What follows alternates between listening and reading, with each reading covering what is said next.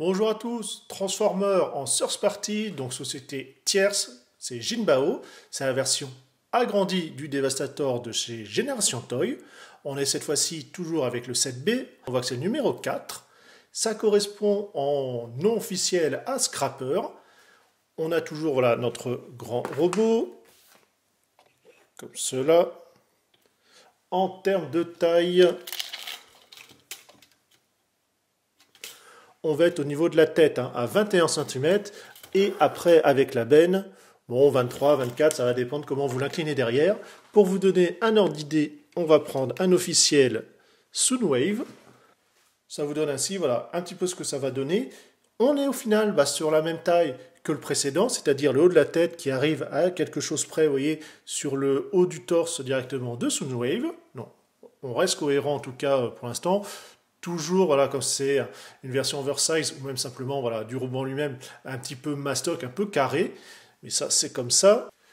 On retrouve les détails habituels, la visière transparente, du silver, hop, on va enlever l'arme, des lignes de structure un petit peu partout, même si ça reste un petit peu brut de décoffrage. On a ici des faux vérins, les autocollants, que je regrette toujours qu'ils ne soient pas un peu plus pimpants. Là aussi, par contre, pas de vitre, malheureusement. Enfin, le plastique est transparent, mais il est mis sur... Enfin, il débouche pas, le plastique. Donc, bon. Mais au moins, il est transparent. Là encore, des pneus en caoutchouc. Voilà. C'est quelque chose d'assez rare et ça fait toujours plaisir à voir. On a le... Voilà, bon, le flingue est toujours là, assez sommaire, mais quand même. Le problème, toujours la main. On a l'index ici déporté, mais... Voilà, très raide, ça c'est une bonne chose, et encore une chance, puisque l'arme, elle est juste pincée dans la main, et donc, bon, encore là ça va, comme, vous voyez, vous avez le petit ergot ou quoi que ce soit, ça permet d'un peu clipser, enfin, d'un peu caler, mais en tout cas, il n'y a rien pour vraiment verrouiller l'arme dedans. Bon, justement, puisqu'on est dans les mouvements, on va avoir la tête là-haut, on va avoir le ratchet donc cliqué ici, toujours là, alors par contre, lui, un peu plus costaud, rotation, voilà le coude, la main, le poignet, lâche, voilà qui est là, la main, ouais, et puis avec la transformation qui commence, on va avoir le torse ici, donc lui par contre se balade pas, hein.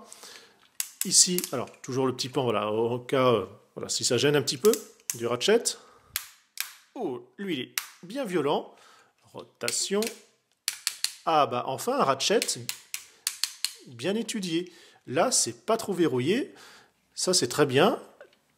La jambe, enfin en tout cas le pied, pardon, avec l'inclinaison, la pointe, donc ça de ce côté-là, même si c'est quand même aussi une partie de la transformation, ça permet d'avoir un bon contact sur le sol. Attaquons la transformation. On va déjà effectivement là, un petit peu décaler. Ça aussi, parce que sinon ça va nous gêner, hein. On va faire disparaître la tête. Donc on ouvre le torse, hop, elle bascule. À plus de tête. Au niveau des jambes, on va voilà, un petit peu tout décaler. Ici, ça s'ouvre. Alors, ça tient pas trop, hein, puisque en fait, vous avez certes ce trou-là, où ça va venir se clipser, mais vous voyez, comme il est en deux parties, finalement, il n'y a rien. En fait, cette partie-là n'est pas clipsée, et donc forcément ne sert pas. Donc, c'est vraiment un positionnement. Bref, on est là, donc on va pouvoir comme cela, ça, voilà, vous voyez, ça bouge, c'est normal, on verra ça plus tard. On ouvre, comme cela. Au niveau, voilà, vous voyez, ici vous avez une articulation, donc il faut déclipser. Là, voilà, je l'ai. Et on va ramener ça en fait vers l'arrière, comme cela.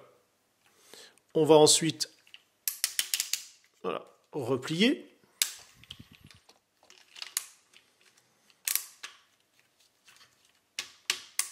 Alors, le gros ratchet, voilà, il est là.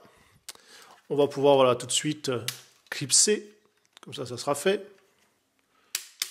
On va déplier, voilà, on ramène comme cela. Encore un petit cran, voilà. Alors ça fait un trou un jour, vous pouvez le combler avec cela. Bascule ici, vous voyez, là, ça va venir se verrouiller. Pareil de l'autre côté. Cela, hop, je peux le descendre et le mettre devant. On clipse aussi.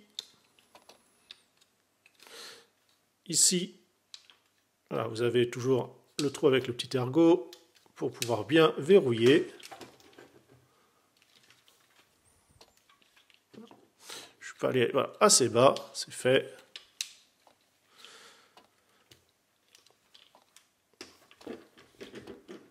On serre. Alors il y a toujours des petits jours, hein, c'est le problème de souvent voilà, des plans comme ça, encore plus sur un oversize et du source party. Là, on essaye de bien serrer. Ici, alors c'est cette partie-là qui est un peu conne malheureusement. Vous avez voilà, juste à positionner comme ça les pieds en dessous et ça s'arrête à ça. Vous voyez, ça bouge un petit peu. J'ai essayé de replier pour un petit peu masquer à l'intérieur. J'arrive pas à trouver quelque chose de correct ou de potable, donc bon bah on fera avec la version officielle en attendant. L'arme, on va pouvoir ainsi la placer directement voilà, entre les pieds. Ça permet un petit peu de consolider l'ensemble, hein. Donc c'est juste pincer ici et là-haut. Et comme ça, ça lui fait un pot roquette et il est prêt pour tourner dans le prochain Fast and Furious. Pour les bras, vous allez alors déjà faire très attention, je ne vous en avais pas parlé, cette pièce-là, bon, ça reste assez souple, encore une chance, mais qui a tendance, vous voyez, à taper dans l'articulation. Donc faites bien gaffe. Ici, ça pareil, on va le déployer. Et là, en fait, vous avez le point qui est sur un système de glissière. On voit notamment, hop, si... où es-tu? Je cherchais, t'étais là. À l'intérieur, on voit la glissière. Justement, ça vous permet, ce petit ergot, de pouvoir le repousser une fois que c'est rentré. Voilà. Ici, on ferme le clips. Après une pause batterie vide, on reprend. Je vais donc faire la même chose de l'autre côté. On écarte cette pièce-là. Je mets, voilà, je ferme bien la main. On pousse. On referme la petite trappe. Attention. Voilà, c'est bien entendu. Au niveau, ensuite, vous allez replier voilà, le coude pour l'avoir en fait à l'envers. Cette partie-là, on n'y touche pas. Et là, je vais basculer. Alors vous avez voilà, tout un système d'ergot qui permet en fait de bien le positionner. Et on peut déployer l'échelle, enfin en tout cas le marchepied. Donc, hop, je tourne, je rabats là-haut. Ça, je le mettrai après parce que ça va me gêner. Des clips tournent. Là, le marchepied. Comme ça, système de ratchet. Et pareil, vous avez ici le picot qui va permettre de verrouiller et maintenir l'ensemble.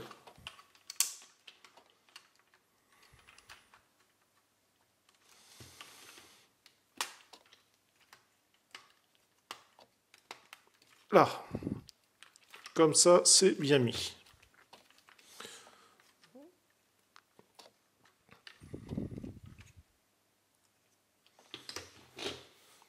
Ici, donc il y a juste, vous voyez, à rabattre.